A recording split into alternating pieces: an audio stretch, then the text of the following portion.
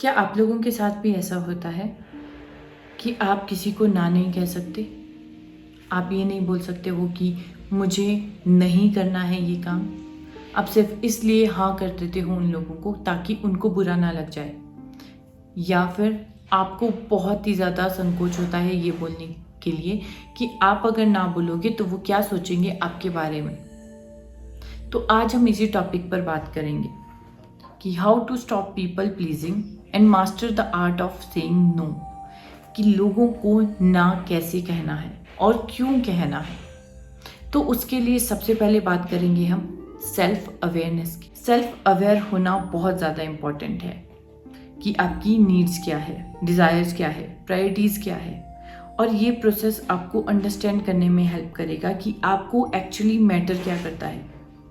ये self assurance भी दिलाता है कि जब ज़रूरी ना हो तो आप वहाँ ना बोल सकते हो। साथ ही साथ खुद को वैल्यू करना भी दिखाता है। कभी कभी हम खुद को वैल्यू ही नहीं करते हैं, इसीलिए हमको लगता है कि अगर हम ना करेंगे तो वो चीज़ गलत जाएगी, लेकिन ऐसा नहीं है। आपको ना करना है अगर आपको वो चीज़ इम्पॉर्टेंट नहीं है, और आपको ना करना है अगर आपको लगता है कि ये चीज़ मेरे लिए इम्पॉर्टेंट नहीं है या फिर मेरा काम इसमें रुक रहा है अगर मैं बार बार हाँ करती जाऊँ। तो इस तरीके से आपको सेल्फ अवेयर होना बहुत ज़रूरी है कि कहाँ पर आपको हाँ बोलना है और कहाँ पर आपको ना बोलना है। और साथ ही साथ जब आप सेल्फ अवेयर हो जाते हो तो आप डिसीजन लेना आपके लिए ईजी हो जाता है कि कहाँ पर आपको हाँ बोलना है और कहाँ पर आपको ना बोलना है। तो आप ना बोलना सीखिए। Number 2 is set boundaries. Imagine करो कि आपकी पर्सनल बाउंड्रीज क्या है जो आपकी टाइम, एनर्जी और इमोशन को प्रोटेक्ट करती है। अपनी इन्वायरमेंट को ऐसा बनाओ कि जिन लोगों के साथ उठो बैठो जहां आपकी बाउंड्रीज की रिस्पेक्ट होती हो। ये सब आपकी बहुत सी चीज़ों को सही कर देगा। साथ ही साथ रिलेशनशिप का बेस भी ऐसा बनाओ जो कि म्यूचुअल अंडरस्टैंडिंग पर डिपेंड करे, ना कि इस बात पर कि तूने मुझे किस बात के लिए ना कहा है और किस बात के लिए हाँ कहा है। अपनी बाउंड्रीज आपको पता होना बहुत ज़्यादा ज़रूरी है कि आपके लिए कौन सी चीज़ कितनी इम्पॉर्टेंट है, आपके लिए कौन सी चीज़ हाँ करना कितना इम्पॉर्टेंट है और ना करना कितना इम्पॉर्टेंट है। तो साथ ही साथ अपने उन रिलेशनशिप को भी उसी तरीके से बनाना ज़रूरी है। तो उस तरीके के दोस्त बनाना भी बहुत ज़्यादा ज़रूरी है। Number 3 is prioritize yourself. हम लोग खुद को प्रायोरिटी ही नहीं देते हैं कि कहाँ पर हमको अपने आप को प्रायोरिटी देनी ज़रूरी है। कौन सा काम है जो हमको खुद को करना है, कौन सा काम है जो इम्पॉर्टेंट है। हम लोग सिर्फ दूसरे के बारे में सोचते रहते हैं कि उसको बुरा नहीं लगना चाहिए, इसको बुरा नहीं लगना चाहिए, मैं अगर ऐसा करूँ तो वो क्या सोचेगा मेरे बारे में। लेकिन नहीं, सबसे पहले अपने आप को प्रायोरिटाइज करो कि आपका काम कोई इफेक्ट तो नहीं हो रहा है उस काम को उसको हाँ करने के लिए, या फिर आपके टास्क क्या कंप्लीट है जब आप उसको हाँ करो। अगर ऐसा नहीं है तो आप उसे डायरेक्ट ना कर सकते हो। तो अपने आप को प्रायोरिटाइज करना बहुत ज़्यादा ज़रूरी है, अपने आप को प्रायोरिटी पर लाना बहुत ज़्यादा ज़रूरी है। और प्रायोरिटाइज करना सेल्फिशनेस बिल्कुल भी नहीं है, बल्कि ये तो एक बैलेंस है फुलफिलिंग लाइफ के लिए। समझना कि सेइंग नो एक सेल्फ केयर का ही एक्ट है। नॉलेज करना कि कितना इम्पोर्टेंट है आपका मेंटल और फिजिकल हेल्थ, और इसका ध्यान रखना आपको इम्पॉर्टेंट है, किसी और को नहीं है। तो प्रायोरिटाइज करना सीखिए। Number 4 is practicing saying no. इसे प्रैक्टिस करना ज़रूरी है। आप एकदम से बड़ी चीज़ों के लिए ना नहीं कर सकते जिनको आदत नहीं है।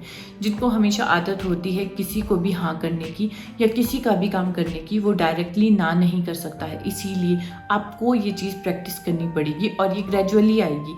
ऐसा नहीं है कि आप हर चीज़ के लिए ना करते रहिए, लेकिन जब आप अपने टास्क को और अपने आप को प्रायोरिटाइज करेंगे तो आपको खुद ब खुद पता लग जाएगा कि कौन सी चीज़ों में हाँ करना ज़रूरी है और कौन सी चीज़ों में ना करना ज़रूरी है। और ये ग्रेजुअली होगा। पहले छोटी छोटी चीज़ों में आप लोग ना कीजिए। जैसे आपको मार्केट नहीं जाना है तो आप बोलिए मुझे नहीं जाना है, मेरा काम है, मेरा इंपॉर्टेंट काम है, आपको नहीं जाना है। तो जब आप इस चीज़ प्रैक्टिस करेंगे तभी ये आएगी। ऐसा नहीं है आप एकदम से लेके आ जाओ और देन एकदम से ही आ जाए। तो सेइंग नो एक प्रैक्टिस है जो टाइम के साथ साथ आपको आएगी। पहले स्मॉल थिंग्स को करो, फिर ग्रेजुअली आपको समझ में आ जाएगा और टाइम के साथ आपको समझ में आ जाएगी आपका टाइम और एनर्जी कितनी इम्पॉर्टेंट है। और साथ ही साथ ये अप्रोच कॉन्फिडेंस भी बिल्ड करता है कि आप ना कब बोलते हो। Number 5 is be direct and honest. आपको डायरेक्ट और ऑनेस्ट होना बहुत ज़्यादा ज़रूरी है।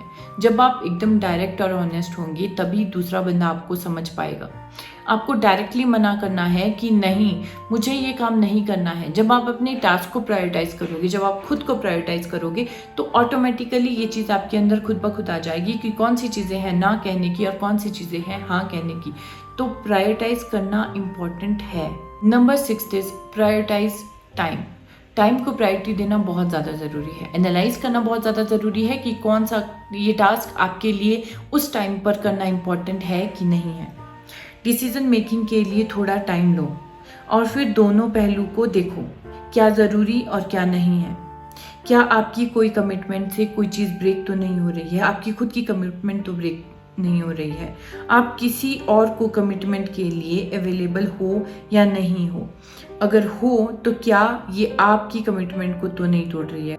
ये चीज़ भी हमारे स्ट्रेस को एकदम से रिड्यूस कर लेती है, क्योंकि फ्लो में हम हाँ कह देते हैं लोगों को काम करने के लिए और साथ ही साथ अपने टास्क को भूल जाते हैं या फिर इस वजह से छोड़ देते हैं क्योंकि हमने दूसरे को हाँ कही है, जिसकी वजह से भी स्ट्रेस हमारा बढ़ता है। तो डायरेक्ट होना ज़रूरी है और टाइम लेना इसके लिए बहुत ज़्यादा ज़रूरी है। Number 7 is use I statement.